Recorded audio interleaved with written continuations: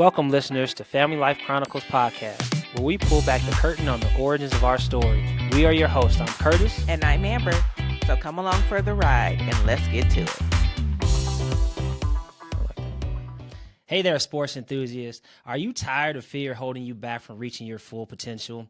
Well, fear no more, because today we've got some killer tips to help you overcome those pesky sports jitters and become the fearless champion you were born to be. Yes, because let's be real for a second. We've all been there standing on the edge of the court, the crowd cheering, palms sweaty, your heart pounding like a drum. And fear just has a sneaky way of creeping up on us sometimes. But guess what? It's time to level up and kick fear to the curve. Right. Level up, level up, level up, level up. Yes.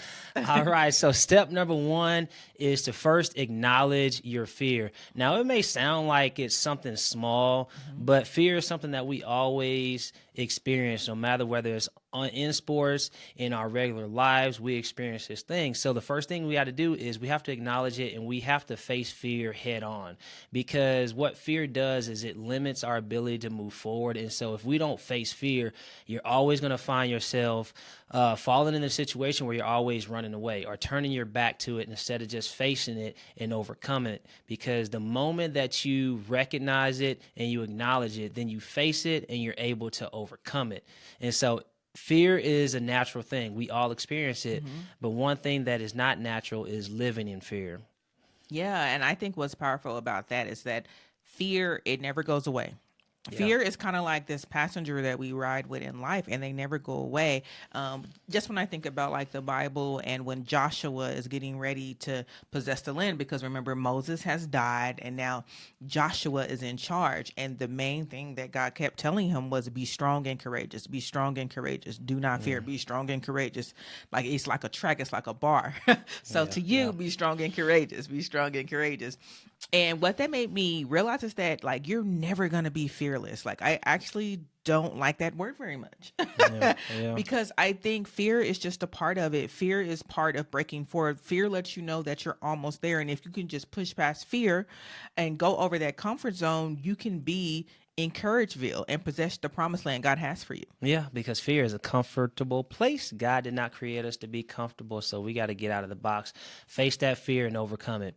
So step number two is breathe. Yes. Now, that may sound so simple, but trust me, it works, guys. Like, it really works, because the thing about, when you are afraid, you get really anxious. Your heart starts beating fast. And so it's very important to not be tense. And that's what fear does. It makes you tense. And so when you breathe, it just allows your heartbeat to slow down, and it just releases all of the tension that's built inside of you. And it's something that we do with our kids all the time. Like when they're either playing basketball or when they're just upset, it's like, just stop and breathe. Even like with my students, what I do is like, okay, let's just calm down, just breathe, just take a deep breath in your nose and then just breathe it out your mouth.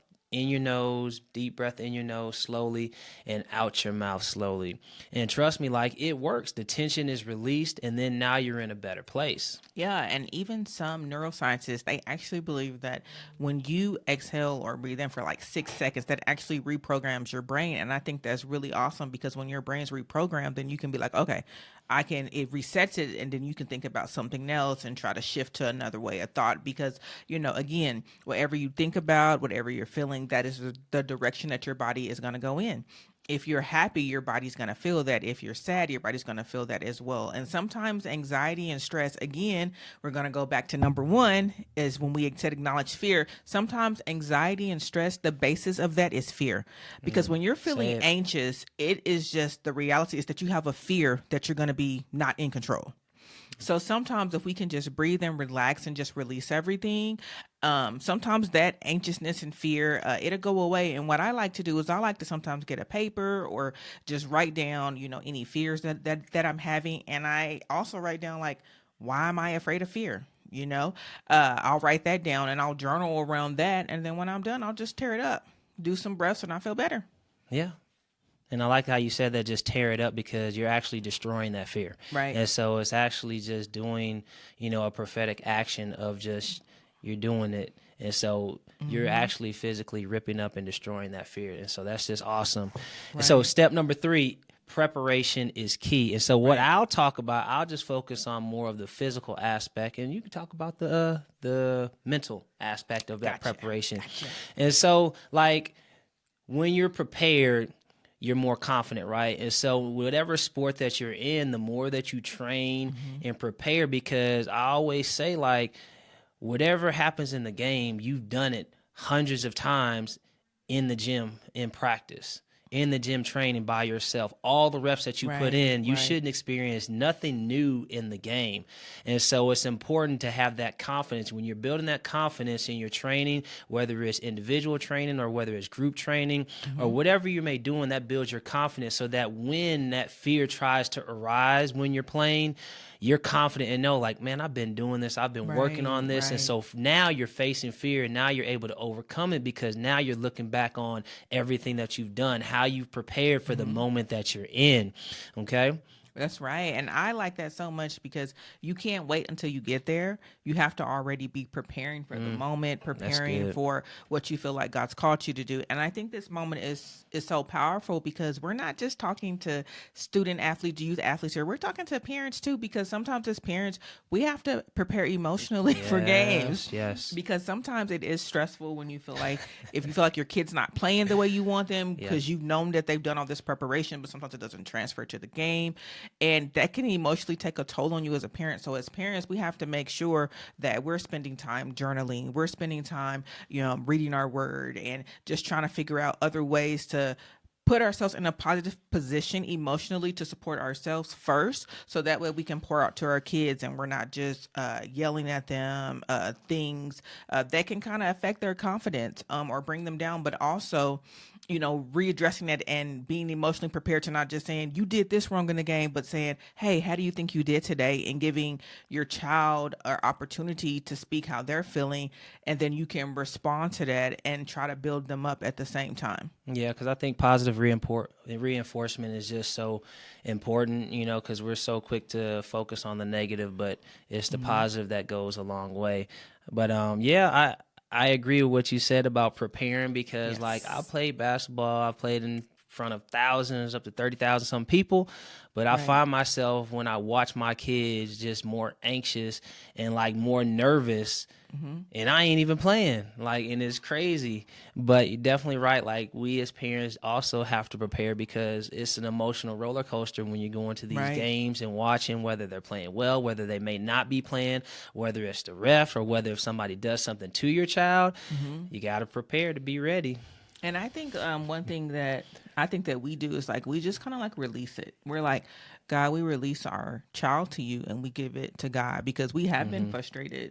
We have been irritated, and like you said, anxious, and we just have to say, God, I just take my hands off and I give them to you. Like, I trust that you're going to take care of them. I trust that you're going to nurture them through this process, and that they want Mr. Destiny, and that you have them on the right path, because the Bible says, like, for the steps of a good man are ordered. Like, we believe that you've ordered their steps, and they will not misstep.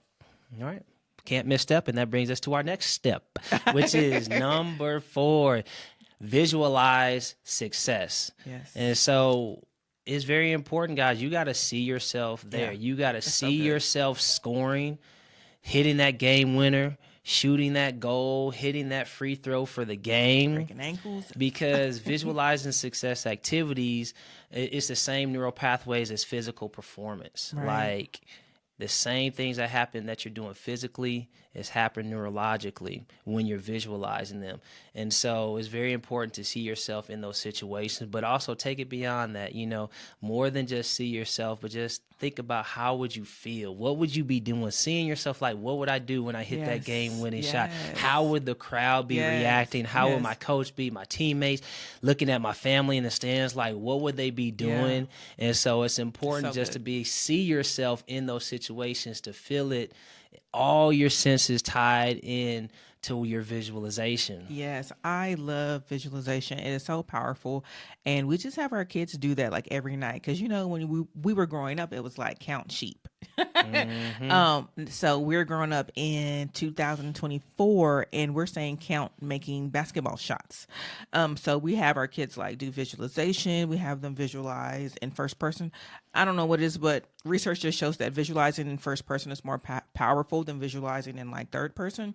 So that means that I'm actually looking in my visualization. I'm visualizing like I'm looking at you right now, that I'm seeing everything firsthand. I have them visualize themselves with the desired height that we believe that God's, called them to be.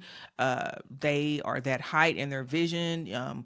They'll have somebody, maybe, another player that they like or admire, and they may see themselves taller than them, that they're looking down, talking to them. And so we believe that, but your five senses is so important. The more you can feel it, because your subconscious doesn't know the difference between real life and your imagination life, so Yeah. the more you can engulf it in that process and saturate it in that visualization process, the more powerful it is. And it makes me think of this story in the Bible, and it was Jacob when he was working for Laban, and they had to divide the flocks. And he was like, I'll take the ones, that are spotted. And I think Laban, he said, you can have all the ones who aren't spotted. And so Laban was like, cool, because he's like, the ones that are spotted, they aren't as strong. And so Jacob he put like a stick with like dots in it in front of all the cattle. So when they would mate, they would see it. And a lot of them came out spotted, and he ended up having more spotted than Laban did the solid colored ones. And he also he had the ones who were stronger mate together. So I just think that is just a great biblical explanation of like visualization and the power of it. And if you just focus on something long enough, it's going to manifest. All right. And that brings us to our final step. Number 5, embrace the challenge. Embrace the So we have to recognize that sports is meant to push us out of our comfort zones. The thrill comes from testing our limits and trying to push our bodies to the limits to be the best version of ourselves in whatever sport that you're playing. And so we have to make sure that we're embracing those feelings, when we're being pushed, but also remember that on the other side of fear lies victory. And so it's important. We just can't stay stuck at fear. We got to overcome it, go over it, and see and taste that victory. Yes. So my fearless friends, it's time to rewrite the script. Are you ready to overcome fear in sports? Parents, are you ready to overcome your fear in sports? Yeah. And I know you are, and we're ready to overcome that too, because we're all on a journey together. We're not perfect. Sometimes we're good, sometimes we're not, but the key thing is that we take steps to heart to believe in ourselves, for you to believe in your children, and watch as fear becomes nothing, and but just like a distant thing in the future. Poof. Yes. So thank you guys for joining us today. Now we want you guys to get out there, rock the field, that court, the track, whatever sport that you may be in. Yes. Do that. Overcome that fear, because fear is just temporary. Yeah. Temporary destination that we got to go through and get past. Yeah. It's your determination and hunger that's going to feed your success. Yeah. Okay, so always remember, you got to keep moving forward. Stay fearless and keep chasing your dreams. Chasing your dreams. We believe in you. Yes, we do. And most importantly, God believes in you. Yes. All right, guys. So we thank y'all again for joining us on this podcast. And again, we'll check y'all out next time. See ya. See ya.